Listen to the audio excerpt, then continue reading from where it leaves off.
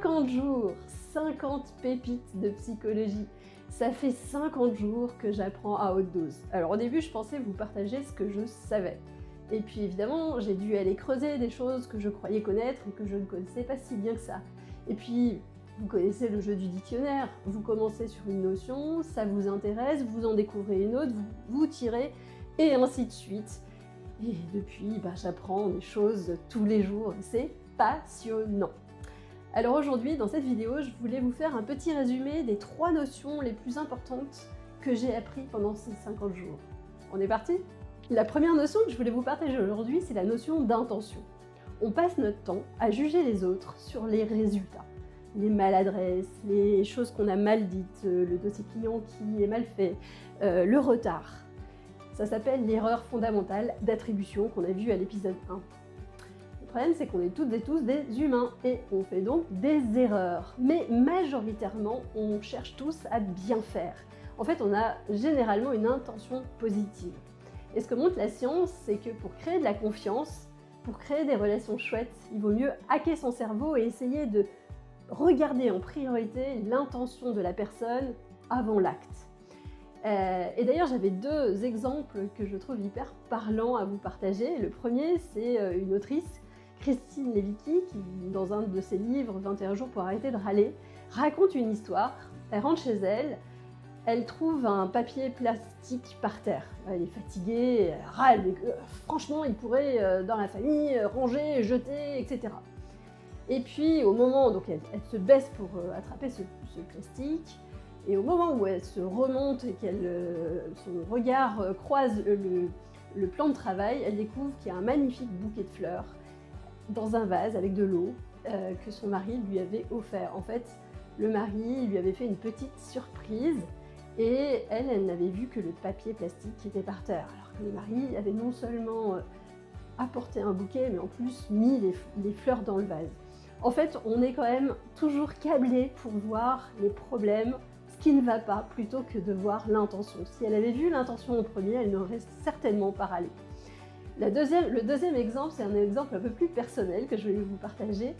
C'est l'exemple de mon grand-père. Mon grand-père avait peu d'attention pour sa femme et un jour, je l'appelle en lui disant « Écoute, c'est l'anniversaire de mamie, est-ce que ça lui ferait hyper plaisir que tu lui offres un petit bouquet de fleurs ?» Et le lendemain, je reçois un appel de ma grand-mère qui me dit « Mais c'est toi qui as demandé à grand-père de couper toutes les fleurs dans le parterre de fleurs devant la maison. » Et en fait, mon grand-père n'avait pas trop d'habitude d'offrir des fleurs, et donc il avait été coupé des roses et des fleurs que ma grand-mère soignait avec beaucoup d'amour. Alors ça a été très compliqué pour ma grand-mère d'accepter que le ravage dans ses fleurs, mais par contre, quand elle a compris l'intention qu'il y avait derrière, eh ben, ça a beaucoup diminué son agacement sur le problème. Voilà, c'est la première notion que je voulais vous mettre en avant. C'est hyper important de penser systématiquement à mais quelle est l'intention positive que la personne avait quand elle a voulu faire ça. Vous allez voir, ça fait beaucoup baisser la tension et on raisonne et on réagit de manière totalement différente. La deuxième notion que je voulais vous partager, c'est la notion de laisser faire. On croit souvent qu'un manager doit tout savoir, tout construire, tout résoudre. Eh bien, c'est faux. La science montre que pour que les gens s'engagent, ils ont besoin de faire. C'est le fameux effet IKEA qu'on a vu à l'épisode 24. On n'aime que ce qu'on a aidé à construire. Le secret, c'est laisser la place à la co-construction. Faites-en de moins en moins pour que les gens aient le plaisir de faire eux-mêmes. C'est ce que j'ai découvert notamment avec les enfants. Au départ, vous savez, quand ils sont dans leur période du pourquoi, je leur donnais souvent des réponses. Pourquoi le corps humain fonctionne comme ça? Pourquoi les gens sont méchants? Pourquoi? Et puis un jour, j'ai découvert qu'il était bien plus utile pour leur apprentissage et pour aussi la relation que nous construisions, qu'on aille chercher la solution ensemble. Et donc, j'ai pris l'habitude de dire « Et toi, tu en penses quoi ?» Et si on allait voir sur Internet, si on allait voir dans un livre, en fait, on a fait des enquêtes ensemble. Et en fait, en co-construisant ce savoir, c'est des savoirs qu'ils ont encore plus appris et qui se sont encore plus ancrés en eux. Et c'est pareil avec votre équipe. Laissez faire, laissez de la créativité, laissez de la place à votre équipe. Ils en seront encore plus engagés. Le dernier mot ou la dernière notion, c'est la notion d'humain. On oublie qu'on est des êtres bourrés d'émotions, bourrés de réactions chimiques.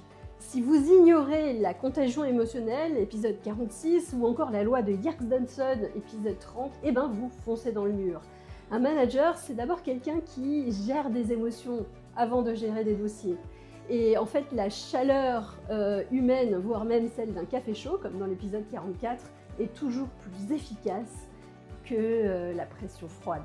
Et voilà, intention, laisser faire, humain, c'est ma synthèse de ces 50 jours. Et vous, qu'est-ce que vous avez appris? Qu'est-ce qui vous a surpris dans ces vidéos?